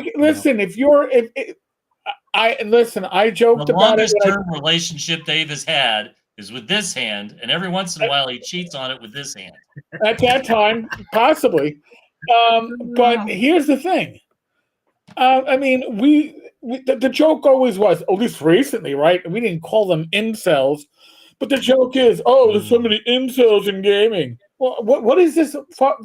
Who is this for? Honestly, this It's for the theater kids, I'm telling you. So they can, because they don't really like D&D, okay? They don't really like D&D, but they like the idea of acting out role playing. Look, a lot of people don't realize this, but role playing was used in the 70s by psychologists as a way to interact with their subjects, with their people, their therapists. And that was actually, there's articles you can find about this in the early 80s about should kids be playing role-playing games, because psychologists have used role-playing to, act out certain situations. And back then we would just laugh and say, oh, nobody's going to do that. That's the dumbest thing I ever heard. And here we are yet 40-something years later, and that's exactly what some people want to do. They want to act out these There's situations. always the pervy, skeevy people that show up at your table, and they're pervy and skeevy, and as they reveal themselves, you slowly tune them out, and you slowly cut them away from their group of friends, and then they go off to their pervy skeeviness and their pervs and skeeves somewhere else. And like, I don't care. I gotta hit this right. I'm gonna try to stick the landing. Nobody cares what your sexual preferences are. Nobody cares who it is you want to be with, what it is you want to be with. As long as everybody's consenting and you're in the privacy of your own home, great. Right. But the problem with trying to introduce this kind of mature content to a role-playing game with your friends is that, there's a lot of talk about the X card and consent and so on and so forth. But the fact of the matter is that this stuff doesn't play well in the Catskills. It doesn't play well at the kitchen table where you and your friends used to eat pizza and talk about Nintendo and all the rest of it. It just doesn't fly. I really think if you want to run campaign with evil characters, have at it. If you want to get into the minutia of how awful your characters are, you better have a group that's pretty aligned and pretty on board for however dark the content is going to become, how awful the content is going to become. And really and truly, when you have somebody that just tries to, I'm trying to avoid a lot of terminology here. When you have somebody that's trying to shoehorn. I see you sliding around. When you're trying to shoehorn this content into a friendly fantasy game, or when your game level is here, and all of a sudden you have the one player that's like, I really need to know. We're done, right? And that's when you say, Frank, it was great having you come over, but you need to find a different group, right? Because it's Adult Swim, kids get out of the pool. And unfortunately, just because you're playing a role-playing game doesn't mean that the person running the game also has the degree in psychology to help you out of whatever it is that you desperately need help with. Absolutely. You sad sacks of shit. Knock it off. Nobody cares. Stop. I'm done. And we mentioned the Adam Coble incident, which was directly related to trying to role play this kind of stuff, when he thought it would be the greatest thing ever in his live broadcast to role play an actual rape. Because and by the way, and giggle through it. Who is this? While everybody else at the table looked horrified. So Eric, tell me. I can tell the story. Go ahead. I might still have the link to the story. So Adam Coble had a very successful podcast for years and years where he ran live play. Like Critical. Matter of fact, he was number 2 to Critical Role for years. He was running a science fiction campaign called Fall Verona. And in this campaign, and so he'd been known for pushing boundaries before this. In this campaign, a female was playing a robot, and he made her subject herself to what was called an orgasm machine. I'm not going to go any farther. I'm done. And described it in detail, and she was not happy. After the show, she said she wasn't happy. And he's like, "What's the problem, man? Why is everybody so down?" It was great. He didn't apologize for like 2 weeks and finally apologized when his show cratered. The network kicked him off. As you notice, you haven't heard the name Adam Colby in the last 4 or 5 years. This is why. He pretty much got just kind of, oh, you're over here now. And because he thought that would be funny. But that's the kind of thing. It's because, and one of the reasons everybody was upset about it was, once again, the kind of thing we're talking about. Nobody wants to role play those incidents or those things. They don't want to do that. They want fade to black. Fade to black's great. We're going to fade to black. But they sure don't want their character sexually molested against their will in a game. And this is, unfortunately, this is what this kind of stuff leads to, because somebody, look, as hobbyists, and we know in ourselves, and we know people in our hobby, we're not necessarily all the best mentally adjusted people. I'm going to say that about myself. And if you guys want to join in, you can too. There's people even worse mentally adjusted than the 3 people right here. That's who you worry about in these kind of cases, because a lot of them don't have these kind of things in their brain that says, turn this off. This is not good. Back away, go, depart. No, they keep going because they just don't know. They don't have the right kind of social cues, as Jim goes back and looks for something. But I mean, that's true, Eric, right? I mean, some people don't have the social cues necessary to play these kind of games. And by having them play these kind of games, you're just creating a disaster. This is disaster in the making is what there is. Uh-oh. He's breaking the wrap. Uh-oh. Well, let's get this shit show behind us. It's that moment, folks. I want to show you this. This is what a good role-playing game should be like. Okay, center this. This is an illustration from Mike Melly that I have, and if you don't recognize it, it's Barbara Gordon, Wonder Girl, and Supergirl having a campfire. I got this a while ago. He does a series of illustrations for December. But let me just point something out, right? The cat's digging in the bag of chips or the marshmallows, and these 3 people are just hanging out and having a good time. And that is what a role-playing game should be like. It should be people hanging out, having a good time collaboratively. And if you'll notice, none of these people, none of the characters are indulging in what we'll simply call immature fantasies. And I'm sorry that there are people out there that still think that this is the sort of thing that it's okay. I am not surprised by the story of whoever his name is that I'm never going to say. I wish I could say that I was, but I am not. And what I would simply say to anybody watching this is that you should have a zero tolerance policy for these people. You should have the policy that these people should be run out of conventions. These people should be run out of your homes. They should be kicked out of your living rooms. They should be driven away. And truthfully, they need that kind of like stun gun level of interruption, because frankly, they're never going to learn otherwise. I don't know who the nitwit is I've never heard of the name of the nitwit you mentioned. I'll never say his name. Well, you'll probably never hear about him again. And I'm perfectly fucking okay with it. Because frankly, these people I want to pour peroxide on them just to see if they'll bubble away. And I mean, it takes a lot for me to like get this kind of angry, but this is the stuff that's just reprehensible. It's absolutely reprehensible, right? I'm sure there's somebody that's going to give me shit about the Deja Thoris illustration that I put up behind me tonight. Ooh. But I also put this one up because really and truly, right?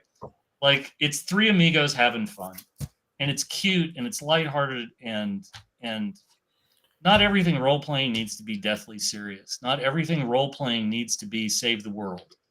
But what role playing absolutely should be is about friends coming together and having a good time and rolling dice and creating a story together that you will recount the details of over the next 20 or 30 years of your life. When you have something so spectacular happen, the only thing you can do is share that story with people.